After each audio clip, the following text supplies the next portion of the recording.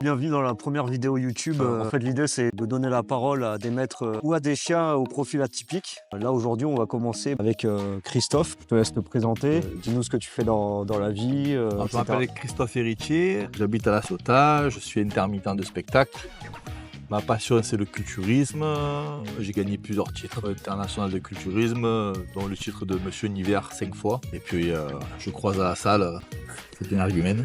Mais aujourd'hui, on va pas parler de toi, mais on va surtout se concentrer sur Mia. Je te laisse la présenter et rapidement commencer à me dire ton histoire avec elle, comment tu l'as eu, dans quelles conditions, etc. Mia, elle a 3 ans et demi. J'ai fait appel à un éleveur qui était en Normandie, qui s'appelle Blue Empire. Donc, c'est des éleveurs qui sont vraiment très sérieux. Et en fait, voilà, Mia, j'ai voulu vraiment un animal de compagnie. Et puis, j'étais vraiment obsédé par le bully. Parce que je trouvais que c'était un chien un peu crapus, musclé. Et bon, je trouvais que c'était vraiment un chien qui me plaisait plus qu'un autre chien, si un labrador ou quoi que ce soit, tu vois. Et du coup, donc, j'ai fait appel à cet éleveur par un collègue qui avait déjà des bullies. Donc, c'est lui qui m'a donné le contact. Et du coup, ils me l'ont descendu en plein Covid, en fait. Ouais. Donc, pendant le 3e Covid. Donc de Normandie, ils sont partis. Elle m'a descendu Mia au mois de mars. Donc en fait, elle avait 9 semaines. Ok. Donc j'ai eu le chien avec 8 semaines, pardon. Tout juste sevré, Voilà, quoi. tout juste sevré. Ok. Et dès que je l'ai vue, donc elle est sortie du train, je me rappelle. Elle a tenu comme un bébé avec une espèce d'écharpe. Ouais. Et quand elle me l'a donné dans les bras, j'ai regardé le chien, il m'a regardé, donc il a juste cligné des yeux. Je me suis approché le visage pour voir sa réaction et il m'a léché en fait. Et de là, il s'est créé une connexion. Dès que le chien en fait, donc je l'ai eu, je lui ai mis le collier avec la petite laisse parce que bon, il était bébé. Et en fait, le chien, même si je lui mettais pas la laisse, il me suivait. Ouais. On faisait des tests, partout où j'allais, il me suivait. Mais il me suivait qu'à moi. Ouais. Il suivait pas l'éleveuses, il suivait pas ma compagne à l'époque et du coup, il me suivait qu'à moi. Ok. Il s'est créé une connexion de suite en fait. Et justement, t'as pas eu l'appréhension au départ que, pas elle te rejette, mais qu'elle t'ignore un peu ou Non, il s'est créé quelque chose de suite. C'est-à-dire que même le soir, on l'a amené à la maison, dans la vidéo que je t'ai amenée, et tu vois, je jouais avec et tout, elle venait, elle me léchait. Voilà, même avec ma mère, il s'est créé une connexion. Au début, ma mère, quand elle a vu, elle m'a dit « Non, je veux pas un chien comme ça, c'est une pitbull, je te préviens, je m'en occupe pas, c'est trop dangereux. » Et elle a vu la première fois, elle a pris dans les bras, et aujourd'hui... elle aime limite plus le chien que moi. C'est souvent comme ça. Donc tu as eu le déclic directement en la voyant en photo ou Dès que j'ai vu en photo, alors en fait il restait plus beaucoup de chiens parce qu'on s'y est pris, c'était en plein Covid donc c'était compliqué. C'était la dernière de sa portée en fait. Ouais. Et c'était la seule qui restait et quand je l'ai vue, donc on l'a vu en plus sur Facebook parce que l'éleveur il mettait les photos sur Facebook et quand on l'a vue, je dis ouais je la veux. Ouais. Donc on a contacté l'éleveuse, on lui a dit qu'on venait de la part d'un collègue, donc je pense qu'elle nous a fait passer en priorité parce qu'il y avait quelqu'un qui était intéressé par le chien aussi et du coup donc ça s'est fait quand même rapidement. Ok. Puis aujourd'hui je regrette vraiment pas de l'avoir dans ma vie quoi. Parce que bon elle a changé ma vie sur pas mal de points. Par exemple j'étais souvent seul chez moi donc moi je vivais seul donc le fait d'avoir ce chien c'est vrai qu'elle m'a beaucoup aidé de la solitude d'avoir un chien c'est une et présence, puis de créer une connexion aujourd'hui. Je peux la laisser Aujourd'hui, d'avoir créé une connexion avec un animal, je trouve que c'est vachement important pour... Des fois, les humains disent « Ouais, c'est qu'un chien. » Non, c'est pas vraiment qu'un chien. Je vois un chien sur la route qui s'est fait écraser, je suis dans le bad complet. Ouais. Par contre, je vois un humain qui s'est éclaté en scooter, je m'en fous. Tu vois, c'est... Bon, moi, c'est cash. C'est cash, tu vois, il a qu'à pas faire le con, il a qu'à pas cabrer moi en scooter, tu vois. Par contre, je vois un chien, je suis dans le mal. Ouais. J'ai plus limite une connexion avec les animaux, même tous les chiens. Je vois un chien comme ça, avant, tu vois des chiens comme ça, t'as peur. J'ai plus peur, je vois un staff ou quoi, je le caresse. Ouais. C'est ton premier chien? C'est vraiment mon premier chien que je n'ai eu quand j'étais plus, on va dire, enfant. Ouais. Quand je vivais avec ma mère et mes parents. Mais on va dire, c'est vraiment mon premier chien, mon premier animal vraiment que j'ai avec moi, que c'est le mien, quoi, tu vois. D'accord. Vraiment qui m'appartient qu'à moi. Et t'as eu des difficultés au début avec elle? Non, parce que même au début, je la lâchais pour qu'elle s'habitue sans la laisse, tu vois, et je la mettais à côté de moi, partout où j'allais, elle me suivait. Des fois, je me cachais derrière un arbre, elle regardait, elle paniquait.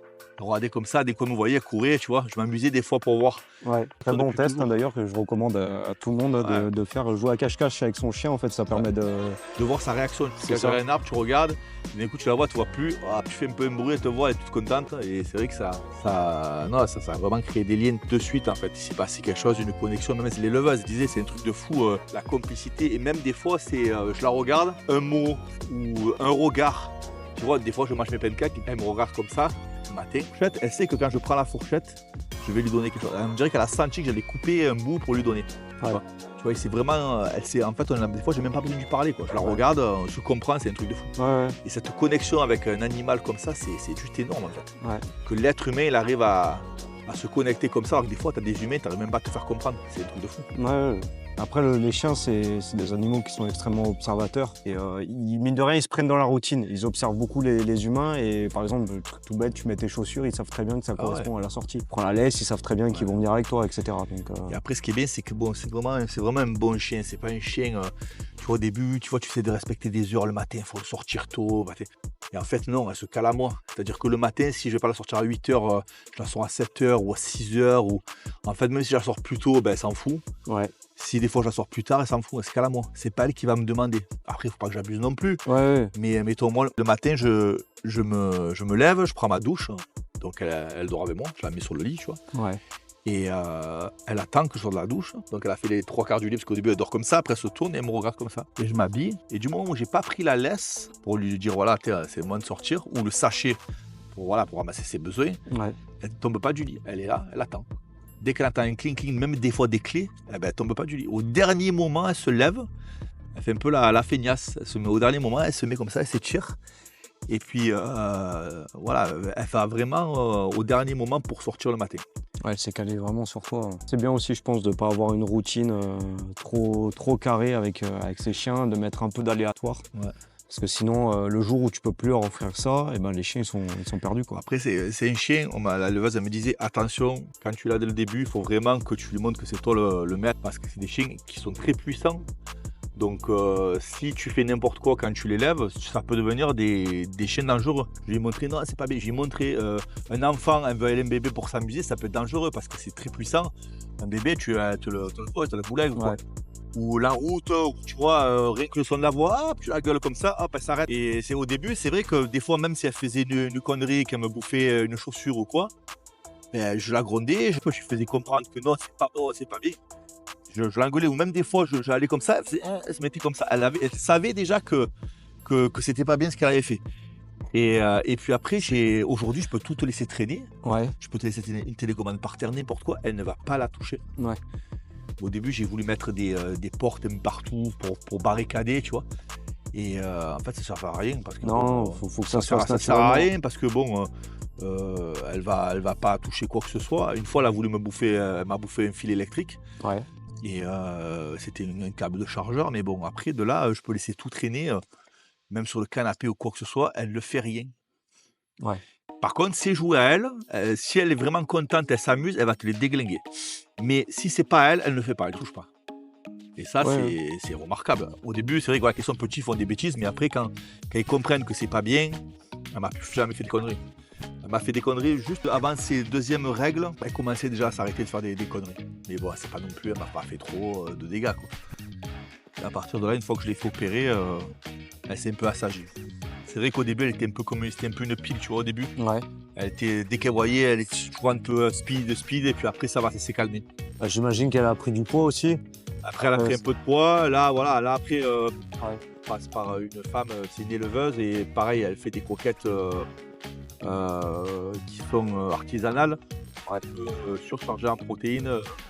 Tu vois, il n'y a pas de céréales, elles sont vraiment bien équilibrées. Et c'est vrai que depuis qu'elle mange ça, même au niveau elle se comporte bien, je veux dire, elle n'a pas un mauvais poil, elle vit bien, quoi. Avant, j'ai donné des croquettes un peu de. Au début, tu fais un peu de tout. Et c'est pas forcément les meilleures. Et du coup, soit elle avait mal à l'intestin, elle était très, très fragile les intestins. Donc, c'était quand même compliqué pour trouver des bonnes croquettes. Parce qu'après, tu fais un peu le tour, tu commandes sur Internet, t'as des trucs qui sont hyper chers. Et c'est pas forcément mieux. C'est souvent la Donc croix, c'est la vraiment bannière. très, ouais, Ouais. c'est très important, une bonne alimentation pour le chien. Est-ce que tu as eu des problèmes de santé avec elle? Parce que les bullies, ils ont tendance à. Alors, suivant la taille, ils ont tendance à être. Elle a eu au fragiles. début elle a encore un peu, ça c'est depuis je crois qu'on avait fait tout ce qui était les vaccins, les leishmaniose et tout, parce que j'ai vu un veto, il m'avait dit que c'était pas forcément bien de faire les vaccins comme ça, la leishmaniose et tout, Ouais. que ça baissait un peu leur immunité. Et elle avait comme des furoncles entre les doigts, les pattes. Et il disait que c'était la race, que malheureusement par rapport à leurs doigts, en fait, par rapport à la race, ça peut arriver fréquemment, des fois quand ils vont un peu courir ou qu'ils vont gratter la terre, qu'ils vont marcher, justement ça se touche et ça fait des furoncles et voilà. Donc après, bon, on lui nettoie quand même pratiquement tout le temps de l'agent colloïdal, je crois que ça s'appelle. Ouais. Il y en a eu quand même au début des traitements par des vétérinaires antibio, machin, et finalement ça faisait rien. Tout ce qui donnait les vétos, c'était de la gnognotte en fait. Et quand je suis passé par un vétérinaire qui était plus sur des compléments un peu plus naturels, ça agissait mieux que tous ces antibiotiques qu'on pouvait donner aux chiens. Ouais. Et puis d'autant plus que les antibiotiques, ça la fatiguait. Ça la mettait pas bien, quoi. Des fois elle était shootée, voilà. Et moi je voulais pas que mon chien soit shooté, quoi. Bah, c'est pas à toi qu'on apprendra Voilà. l'importance de l'alimentation, hein. Ah ouais. Il en va de même pour le chien. Mm. Quand je vois les maîtres qui achètent des paquets de froliques, Non. tu vois, alors surtout je trouve ça dommage parce que mine de rien, ce que tu mets en croquette, tu payeras pas en vétérinaire. C'est clair. Et le chien vivra d'autant mieux, quoi. Du coup, tu as choisi le bully que par rapport à ses caractéristiques physiques. Ouais, après j'aimais bien le look que tu publies en fait. Et voilà, après c'est vrai que maintenant. Donc on est sur une chaîne méchante, hein. Ouais, chienne très méchante. Et puis après, voilà, c'est vrai que j'aime bien après la personnalité du chien parce que finalement, on en fait des bêtes noires, mais quand après, tu vois, c'est des chiens qui sont très joueurs, très protecteurs. Bah, je vois les chiens un peu, si je devais faire une comparaison, un peu comme un outil, tu vois. Avec un marteau, tu peux construire une maison, tu peux défoncer ton voisin. Et c'est ce que t'en fais qui est important, c'est pas forcément sa race. Et le problème, c'est que les gens, je suis le premier à le vivre et beaucoup de mes clients le vivent aussi, que malheureusement, ils font face à beaucoup de préjugés dans la rue. C'est assez difficile, mais je pense que c'est pour ça qu'il faut être d'autant plus responsable et de montrer le bon exemple aux gens, quoi. Et nous, en plus, on est dans un pays qu'on est les préjugés. Ouais, pour la petite parenthèse, je vais bientôt en Angleterre. Là-bas, le bully, c'est interdit maintenant. C'est compliqué. Parce qu'il y a eu beaucoup d'attaques de bully. Du coup, ils ont décidé de légiférer sur cette race spécifiquement. Et maintenant, ils sont interdits en Angleterre, quoi. Donc en France, encore, on a la chance de... ils sont pas catégorisés aussi. C'est quand même un gros plus pour les gens qui aiment bien ce morphotype de chien, plutôt que prendre un staff qui, mine de rien, nécessite beaucoup de choses, de passer un permis, de le déclarer en préfecture, de lui mettre la muselière, etc. Un bully, je trouve que c'est aussi une bonne alternative. Et est-ce que tu connaissais déjà leur caractère avant de... Ah non, pas du tout. Ouais. Je savais pas à quoi m'attendre. Pareil, au début, dès que je la voyais faire quelque chose, des fois elle grognait, je l'engueulais, alors qu'en fait c'est un grognement. Après, quand tu apprends à la connaître, c'est un grognement, mais ça fait un grognement qui impressionne. Les gens qui la voient, ils font oh, là, elle est contente. Au début, quand tu la connais pas, ça impressionne. Le truc, c'est la rue, elle voit, elle est contente, elle grogne, tu te dis ouf. La personne, elle a peur, quoi. Elle reste comme ça, elle te dit oh, qu'est-ce que tu vas me faire? Alors que non, en fait, elle est contente, elle m'a rien de te faire. C'est vrai que, mine de rien, prendre ce genre de chien en premier, c'est beau, quoi. C'est vraiment que tu te sentais en confiance. Après, ouais, ça se découvre, hein. Les grognements, en fait, c'est souvent synonyme de jeu. Tu vois, le mien joue avec son meilleur pote, ces deux staffs. À l'oreille, t'as l'impression qu'ils sont en train de s'écharper, alors que je ne pas du tout, quoi. Ce qui ressort beaucoup sur cette race, c'est qu'ils sont têtus. Est-ce que tu as pu le vérifier ou pas? Après, c'est un chien qui suit, en fait. Tu lui dis de faire quelque chose, il va suivre, il le fait. Je dis à l'écoute quand même, c'est pas un chien qui m'écoute pas. C'est vrai que les gens, ils ont tendance à mettre, sur tout ce qui est typé molosse, à mettre le focus sur le fait qu'ils sont têtus. Donc je pense que c'est juste l'implication que tu mets dans l'éducation. Ouais, parce que de toute façon, ils sont tellement proches de l'humain, en fait, que mine de rien, ils ont quand même cette écoute. Évidemment, c'est pas comme des Malinois qui eux, vont vivre que pour leur maître. Si tu t'impliques un minimum, en fait, ils te font pas la misère, au contraire. Moi, des fois, quand j'y parle, elle est là, elle me regarde. Et ça, tourne la tête, elle essaie de comprendre. Il faut le saut. Toute la journée, elle fait ça. Tourne la tête, elle fait ça. Et je dis, oh, je reviens. Tu regardes, là, puis j'ai mis une caméra à la maison. Moi, il la voit, j'ai pu lui parler. Ouais. Ça l'angoisse un peu, ce... Non, je suis là, elle fait ça, tourne la tête. Elle essaie de capter aussi qu'elle le son. Et puis après, se remet sur le canapé. Au début, je l'espionnais quand je partais, je voulais voir son comportement. Et des fois, elle était assise comme ça. Elle bougeait pas. Elle regardait. Je dis, elle faisait de la peine. Tu sais, je suis abandonné. Et puis après, elle a pris l'habitude quand je partais. Et elle s'étale sur le canapé. Des fois, j'ouvre la fenêtre pour qu'elle sorte, ça me fout. Ouais. On reste sur le canapé, allongé comme ça. Depuis l'appartement, ce qui était rigolo, c'est que j'ai jamais mis une clim. À chaque fois, j'avais des ex-copines qui me disaient ah, tu te mets la clim. Je dis ouais, je mettrai la clim, t'inquiète. Je ne mettais pas la clim. Et quand j'ai eu le chien, je l'ai vu en plein ventre par terre. Ouais. Je dis je vais te mettre la clim. Je ne l'ai pas fait pour les autres, mais je vais le faire pour toi. L'été, ils peuvent souffrir. Eh oui, c'est les chiens qui souffrent de la chaleur. Donc, du coup, et aujourd'hui, c'est vrai, quand je mets la clim, elle se met sur le canapé en long, ça, elle est bien. Comme j'ai dit, je donnerai tout pour mon chien. Après, c'est des chiens, comme tous les autres animaux, ça peut être fragile sur plein de trucs, sur les oreilles, sur les pattes. Après, elle n'a pas eu de problème de peau. Elle n'a pas eu de soucis de peau. Ouais. Il y en a qui ont des soucis de peau, mais elle n'a pas eu de soucis de peau. Elle a eu juste les pattes et un peu les oreilles, voilà. Après, tu peux avoir des bulis aussi, ils ont souvent des problèmes de train arrière. Ouais, une dysplasie notamment. Ouais. Sa sœur, elle a eu un problème, je crois. Globalement, ton quotidien avec elle, ça ressemble à quoi? Elle vit avec moi, voilà. Après, elle vit aussi chez ma mère parce que quand je suis en déplacement, donc moi, je veux pas que le chien reste seul. Ouais. Donc quand je suis en déplacement, je la mets chez ma mère. Je sais qu'elle a le jardin, je sais qu'elle est heureuse, tu vois. Ouais. Je veux pas qu'elle se sente seule. C'est pour ça que toute petite, je l'ai appris, voilà, aller chez ma mère, avoir les gens de la famille, qu'elle soit sociable vraiment avec tout le monde en fait. Ouais. Donc c'est un chien qui est pas malheureux en fait. Partout où tu le mets, il s'adapte en fait. Et justement, si t'es obligé de la laisser seule, elle va mal le vivre ou non? Non. Aujourd'hui, ça revient un peu à... quand ma mère elle dit non mais papa il revient, elle lui parle comme si c'était un enfant en fait. Ouais. Et elle comprend tout. Ouais. Des fois elle dit papa, elle regarde la fenêtre, elle croit que je vais arriver, elle voit la porte comme ça. Elle sait tout, elle comprend tout. Parce qu'elle se sent aussi en confiance et voilà. elle a compris un peu C'est le important. langage. Ouais. Dans notre branche, on parle souvent des chiens du Covid, c'est des chiens qui ont souvent des troubles de comportement parce que forcément tout le monde était enfermé. Donc ils ont eu très peu d'expérience de socialisation et tout. Est-ce que toi tu as vécu ça ou... Alors moi non, parce qu'en fait elle est arrivée au troisième Covid, donc parce qu'elle est née à la fin du deuxième Covid, parce que moi j'ai eu à partir du troisième. Ouais. Donc c'était vraiment décembre, janvier, par là, donc qu'on a fait appel à l'éleveur. Je crois qu'on a eu début mars. Donc voilà, elle était vraiment sur la fin du Covid, tu vois. Ouais. Elle était avec ses frères et sœurs, l'éleveur il a un gros enclos. Donc avec les bulis dedans, donc du coup elle était pas malheureuse. Puis elle est arrivée, même quand elle a transporté, je me rappelle, j'ai une photo, elle était dans le train, elle était pas malheureuse, elle était géante, c'est un bébé quoi. Tu sais s'il avait fait un travail en amont justement pour qu'elle voit du monde quand elle était chaud. Ouais, ben je pense qu'après, alors c'était un chien, la Mia elle a toujours été dominante depuis petite. Ouais. C'est-à-dire c'est un chien qui veut qu'il y ait vraiment l'attention que sur elle. C'est-à-dire j'ai une vidéo quand elle est avec ses frères et sœurs petites, Ouais. elle y va pour les caresser, elle monte sur ses frères et sœurs pour qu'on la caresse à elle. Ok. Et ma mère elle a un carlin, et c'est vrai qu'au début, tu vois, donc elles se sont vues, le carlin était plus gros qu'elle, elle faisait après la même taille. Ouais. Donc aujourd'hui elle fait 2 fois le carlin, mais moi là-bas c'est un chien qui n'aboie pas. Et quand elle a vu le carlin qui des fois il allait au portail, il aboyait, eh ben, aujourd'hui maintenant elle va au portail, elle montre qu'elle aboie, tu vois. Alors qu'à la base elle ne faisait pas ça. Chez moi on n'aboie pas. Déjà j'ai mes voisins qui me disent mais ton chien on n'entend pas, il aboie jamais. Comparé à un Yorkshire qui va aboyer, elle va le regarder, elle va faire ça, mais c'est pas un chien qui aboie.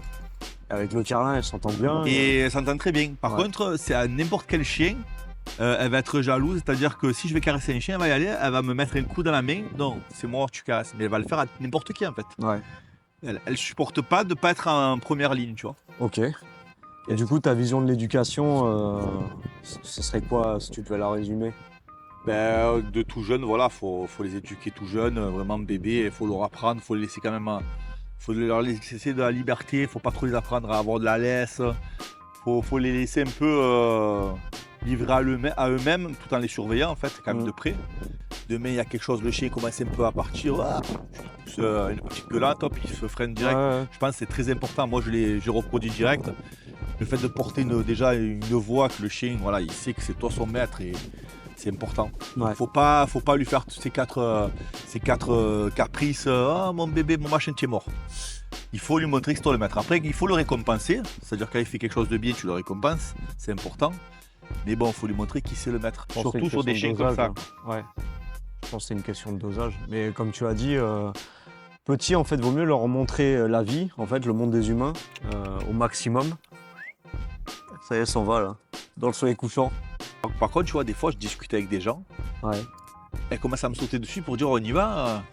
Ça me rend de rire. Des fois, je suis là, je suis avec, je vais discuter, et je la tiens. Mais ça la gonfle qu'on fasse rien en fait, qu'on n'avance pas. Elle me saute dessus pour dire oh c'est bon. Ouais, la plupart des chiens c'est ça. Rester statique c'est compliqué. Ça leur fait pas. À la limite à la maison ça peut le faire parce qu'ils ont leur confort, ils ont leur panier, etc. Là ils se font vite chier quoi. Bah, comme des gosses en fait, hein, tout simplement. Si demain tu devais reprendre un chien, tu prendrais le même ou... Franchement, ouais. Mais je sais pas si je reprendrai après elle. Ouais. Franchement, j'essaie de pas y penser, mais non, c'est pas l'idée. Franchement, c'est. En fait, ça ferait un manque, mais je pourrais pas la remplacer en fait. Ah bah de toute façon, c'est pas remplaçable. Ça se remplace pas en fait. Ah non, bien sûr. Mais je pense qu'il me faudrait du temps. Ouais. Tu vois. Je pourrais pas la remplacer comme ça en fait, il me faudrait du temps. Ouais. Et si après, oui, la question c'est qu'est-ce que tu reprendrais si tu devrais reprendre un chien, ouais. Est-ce que tu verrais ta vie maintenant sans chien en fait? Non. Je trouve que c'est plaisant en fait la complicité avec un chien. Quand plus tu rentres chez toi ou quoi que ce soit en fait. Quand tu rentres chez toi après une journée pourrie, t'as le chien il fait la fête. Mais même quand tu lui parles, je sais pas, il te regarde, tu vois, dans le regard, dans les yeux. Un chat, tu le vois, il s'en branle complet. Ah ouais. Il s'en fout, il te regarde, il tourne la tête, il vient te gratter un câlin. En fait, le chat, t'es esclave du chat. Ouais. Le chien, c'est pas pareil. Le chien, c'est ton ami. Ouais. Tu fais ce que tu veux avec un chien. Ouais. Il te suit, il est fidèle, il est solidaire. Après, bon, la relation avec un chat, c'est encore autre chose. Mais... Ouais. C'est le mannequin des chiens. Un peu grasse, mais c'est un mannequin grasse. Ouais, j'avoue. C'est un mannequin grasse. Mange bien à la cantine. Hein. C'est une sexy lady. Bien. Est-ce que tu aurais des anecdotes, des trucs drôles, moins drôles à raconter que tu as pu vivre avec elle? Moi, je savais passer, je l'avais envoyé la vidéo où je l'ai déguisée. Parce que j'aime bien la déguiser. Je crois. Mettre des perruques, des lunettes. Et le truc, c'est qu'elle joue le jeu, elle dit rien, tu vois. on le mettra dans la vidéo, ça. J'ai fait une. Non, tu me l'as pas envoyé, ça. Je l'ai pas fait la vidéo. Je crois pas. Où je l'ai fait faire la dealeuse. Je l'avais pas fait. Je crois pas. Je vais te l'envoyer. Ah oui, carrément. Carrément. J'ai mis une perruque avec une chemise bleue, tu sais, style un peu années 80 avec des lunettes. Ouais. Tu sais, style un peu disco, quoi. Tony Montana, quoi. Voilà, Tony Montana et moi en costard et à côté avec un pot de glutamine. Ouais. Donc la glutamine, c'est une poudre qui est blanche. Ouais. Et c'est pour la récupération musculaire. Donc vous imaginez pas des choses. Et la poser, donc j'ai pris une balance, je l'avais posée dessus. Et elle est regardée comme ça, donc elle est allée pour voir, tu vois, à la limite. Et on dit, j'ai fait, tu en veux? Elle sent comme ça, tu sais. Mais je ne vais pas tout raconter, je te montrerai la vidéo. Ouais, bah de toute façon on la mettra en post-prod, mais. Elle aime bien jouer, je pense, la comédie. Ouais, je pense on a une dramaturge. C'est une actrice. Du moment que ça se fait naturellement, tu vois. Ah oui, je peux lui poser des lunettes, elle bronche pas. Les lunettes, une casquette, elle va marcher avec, elle va pas vouloir se l'enlever. Donc du coup, n'ayez pas peur de ces chiens-là, ils sont pas plus méchants, pas moins adorables que les autres, hein, vous voyez bien. Ce qui importe, c'est l'éducation et ce qu'on leur apporte au quotidien. Bon, par contre, le dentifrice, ça serait pas de trop. Je te remercie, Christophe, d'avoir participé à cette première vidéo et puis surtout de nous avoir présenté Mia et puis ta relation que tu as avec elle. Franchement, c'est beau à voir, on voit que vous êtes soudés et puis on vous souhaite que le meilleur pour la suite. Bah, c'est gentil. Ciao. On va aller voir la mamie. Merci à tous d'avoir suivi cette vidéo jusqu'au bout. Donc c'est un projet qui me tenait évidemment très à cœur parce que c'est mon premier grand format. Je vous invite à me suivre sur les réseaux pour pouvoir éventuellement découvrir des formats plus courts qui ont des caractères un peu plus informatifs, un peu plus précis sur l'histoire du chien. Évidemment, vous trouverez mes différents liens en description. Vous trouverez aussi les liens des différentes personnes qui m'ont aidé à réaliser cette vidéo, de près ou de loin. Je vous invite à les suivre. Dans la vidéo, vous avez pu voir une petite boîte orange. Il s'agit de Golden Mask Nutrition qui fait en fait des friandises naturelles pour le chien. Friandises très qualitatives, très appétantes et qui ont vraiment de grandes vertus nutritives pour vos toutous. Donc c'est pas négligeable. Je vous invite à suivre le lien en description également et à utiliser le code SouthPaw13 pour avoir une réduction. N'hésitez pas à commenter, à liker, à partager et à donner votre retour sur la vidéo. Ça m'aidera énormément et ça m'aidera à m'améliorer pour la prochaine fois. Voilà, en espérant que ça vous ait plu. Je vous remercie encore de votre soutien grandissant. On va se retrouver pour de nouvelles aventures, j'espère très vite. Je vous dis à la prochaine et ciao les maîtres.